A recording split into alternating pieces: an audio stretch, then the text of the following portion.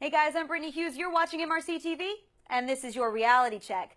So over here at MRC TV, we have really enjoyed poking fun at just how ridiculous our college campuses have become. Because seriously, if you bring in kittens and coloring books to help adult college students deal with a presidential election, you deserve to be mocked and shamed.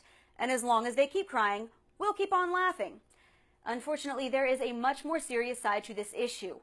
This nation is running a very dangerous and very, very real chance of being handed over to a generation who thinks that the best way to handle your differences is to scream, whine, and pout. It used to be that we solved this impulse back in kindergarten when we were all taught to share our blocks with the other little boys and girls.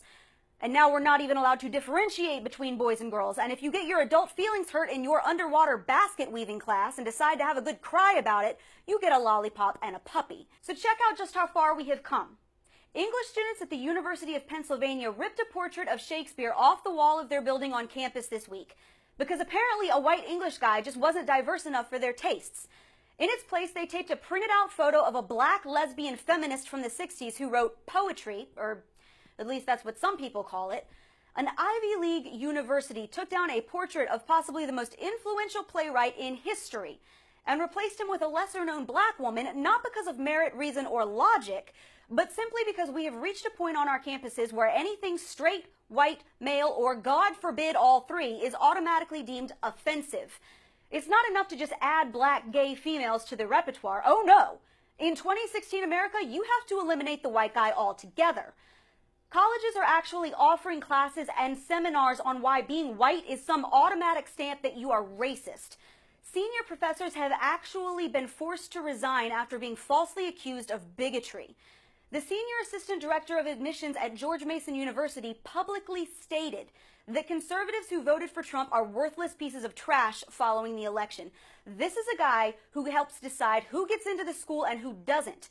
And our institutions of higher learning have become such cesspools of liberal propaganda that he actually felt comfortable spewing this crap on a public forum and probably did not think twice about getting in trouble with the university, which, by the way, he didn't.